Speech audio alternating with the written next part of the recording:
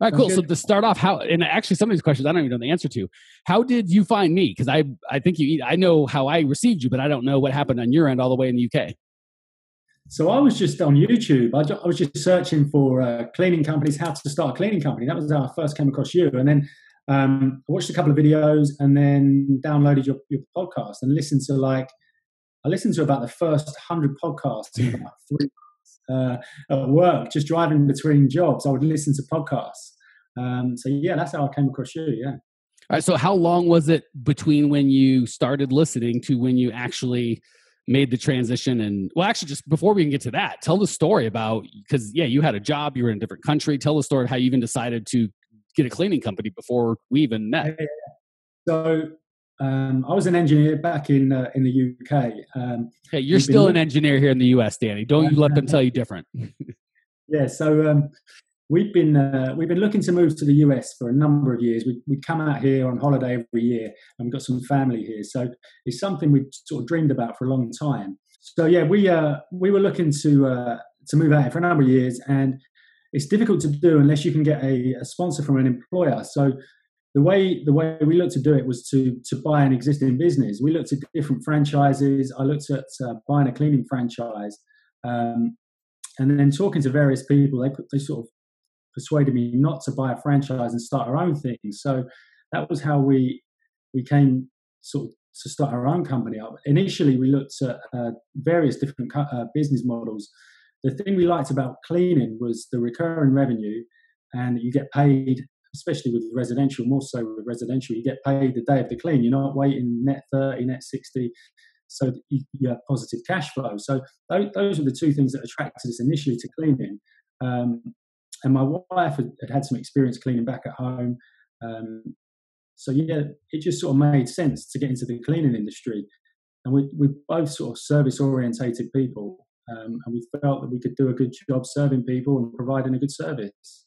So how long was that process of kind of deciding that you wanted to move to the States to honing on a cleaning business to actually making the move? So we seriously sort of sat down with a lawyer last summer in July to find out the ins and outs of how we would go about it. And then just for the record, we're recording this April 2017. So when you say last July, you mean July 2016, which is 8-9 months ago, is the first time you kind of sat down with the lawyer to really have conversations. Yes, yeah. So it's gone quite quick. It's been quite a quick process. We sat down in July, found out exactly what we needed to do, registered the company in September last year, and applied for the visa in December, I believe it was, and it got approved in February. And we moved out here 2 weeks after it was approved, the start of March. So you had your visa approved, and 2 weeks after the visa was approved, you guys moved?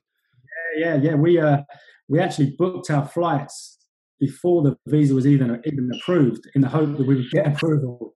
It was lucky that we were literally waiting for our passports to turn up 2 days before our flights were booked. So that was a nervous time, waiting for the passports to arrive back from the US Embassy in London. Yeah, that's really stressful. So 49 hours beforehand, you had no passports, and you're just hoping for the best. Yeah, wow. We didn't even think we were going to make it. Yeah, we thought we were going to have to postpone it. Yeah. So you just quit your job. So I don't know if you had a house, sold your house, sold whatever, and flew over. Yeah. So luckily, we'd sold our house at the back end of 2016 in preparation for moving with my parents. So we were renting or staying with my parents. Sold our house, so that had gone. And then I gave my work, as soon as we got our visas approved, I gave my work 2 weeks notice and left. Yeah, sold our cars and left. That's awesome. Okay, so you arrive here. So that was all happened kind of at the beginning of the year. What year, when did you finally kind of touch down here in the States, and where did you arrive at? So we flew into Florida, into Orlando. I think it was like March 5th. Did you go immediately to Disneyland, or did you wait? No, we haven't been yet. We haven't made it. Come on. What kind of Americans are you? I know. Yeah, you're not even overweight for crying out loud. No, we'll make it. We'll go this summer. We've told our daughter Daisy we'll go in the summer. She's been already. We came on vacation last year, so she's been already. So. Okay, and you got she's 3 or 4? No, she's 7 now. Good. Yeah, she just turned. I'm making a note so I don't look like a jerk later. Okay, 7-year-old girl. She's already been to Disneyland. What does she think about this whole thing? We should have had her on. I bet she'd be fascinating. Yeah, she loves it. every day she gets home from school, she wants to go to the swimming pool, the beach. Yeah, she absolutely loves it. So, And are the kids awesome to her about her cool accent, or are they mean to her about her cool accent? Yeah, I was a little concerned about that, but they've been brilliant. Yeah, she's made some really nice friends already. Awesome. Okay, so it's now, what are we at? Beginning of April. You got here kind of January timeframe? No, we landed March 5th, so we've been here like 5 weeks. Good Lord. Okay, so 5 weeks, and then you and I started because we had been emailing kind of off and on, but we, was kind of, I'm just a little frustrating for me, and I'm sure very frustrating for you. Like, well, there's not much to do until we can like get going. So we kind of started officially, like, gosh, feels like 3 weeks ago. Yeah, I think we've had like 3 calls. Yeah, 3 weeks. Okay, so about 3 weeks. And I'm going to let you brag because, and just so you guys know why I had Danny on, aside from his awesome accent, which is 87%. And I didn't know you're so much better looking than me. Now I'm pissed off that we're on video. Like that, this upsets me. I usually don't have, fat guys on, so, I can be the good looking guy. But we're going to let it slide just as once because you've got the charming accent, but don't let it happen again. So literally, we've been working together 3 weeks and you've been doing so well. I wanted to get you on to encourage folks that, have been going at it longer or just starting. And obviously different people have different things in terms of they've got other jobs that they can or can't quit. They've got money or they don't have money. But coming down here with kind of no friends, I'd assume, a couple family members, barely legal to work. You just got your visa and all that, like kind of freshly minted. I'd put your story up against most of the people I work with, right? This should take away a lot of but I have, like, go ahead. Yeah, so I mean, it was pretty daunting, the fact that we were coming over. The only people we know are my uncle and auntie. They live here. They're English, but they're American citizens now. So they're the only people we knew when we landed. I'm right here. What about me? Your old friend Mike. How dare you?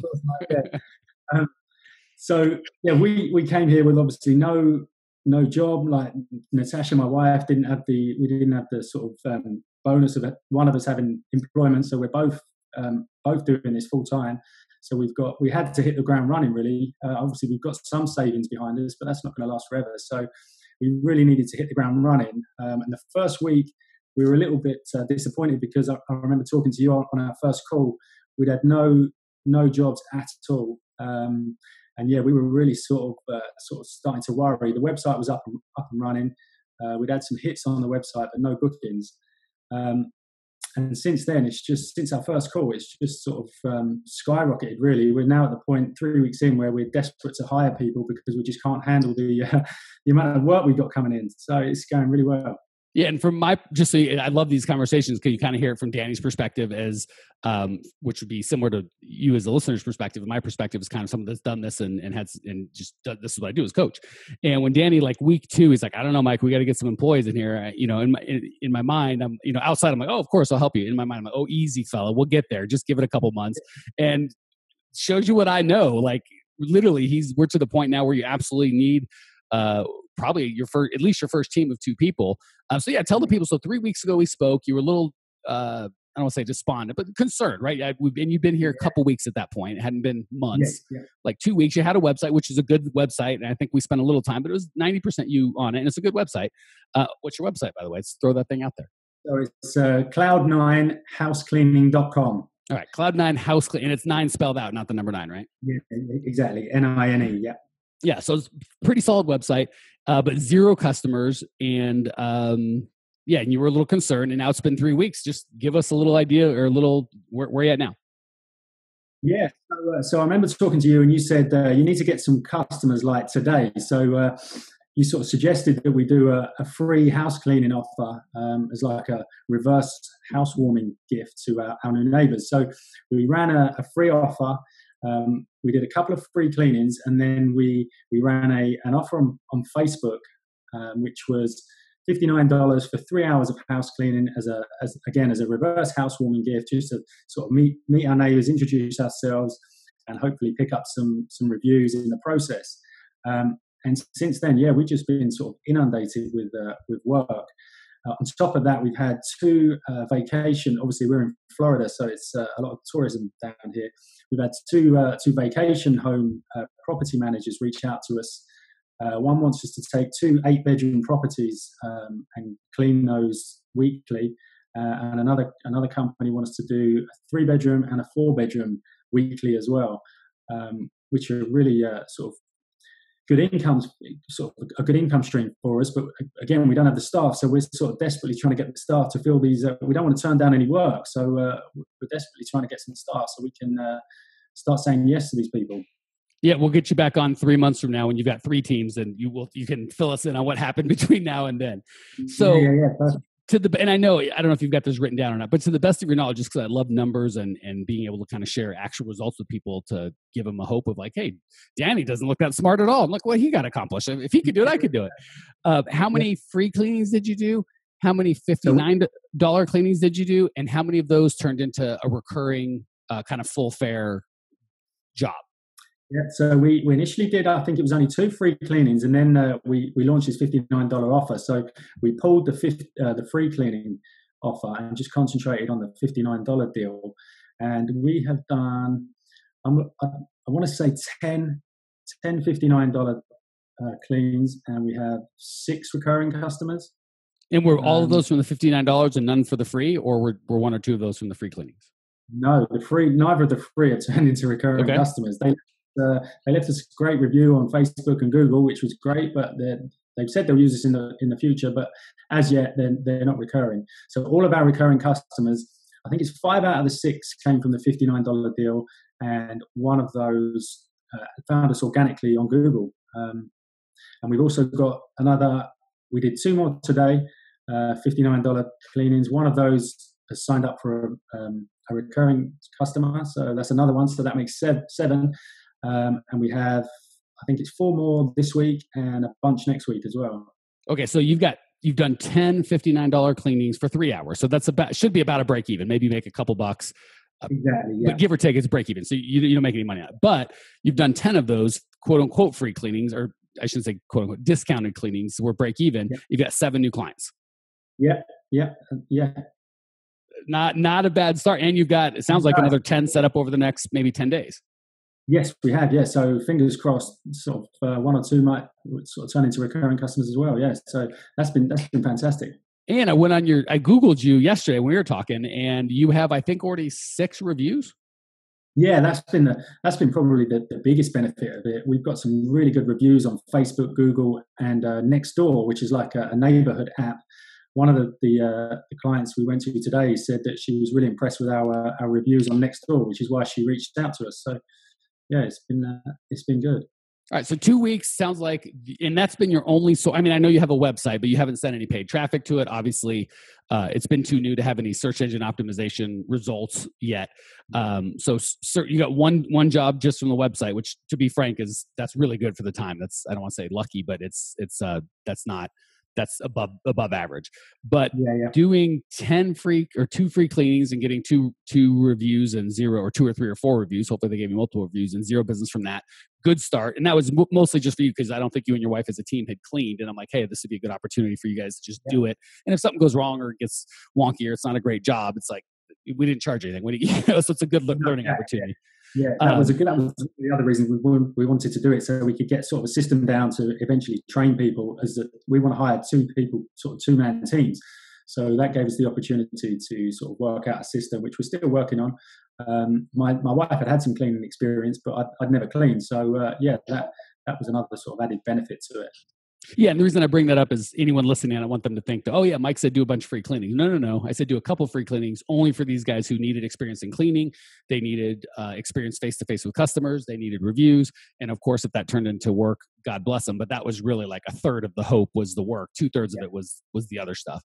And then as far as the discounted cleaning, I'm always hesitant on discounts. I'd rather give upgraded service, because oftentimes that brings in kind of the cheap customers that aren't good customers. But we test everything. And good Lord, if you're getting 7 out of 10 closing ratio out of the break-even cleanings, God bless you. We're going to keep doing that. And obviously we're going to add other tools to your marketing belt. But until that changes, we're going to ride that pony until just as far as we can. Yeah. No, it's been fantastic. We didn't expect to get as many recurring customers as we have. We thought maybe we'd pick up 1 or 2, but it's been really good. Yeah, and I don't want to spend a lot of time on it because I really don't like this part of the business. But just to paint a clear picture for everybody, you also got some one-time stuff and some non-recurring business that I'm not even counting. Yeah, we got a move-out clean this week. We have, I think, another one time next week. So yeah, so it's been very good. We when you said about sort of paid traffic and stuff, we did waste some money on Thumbtack.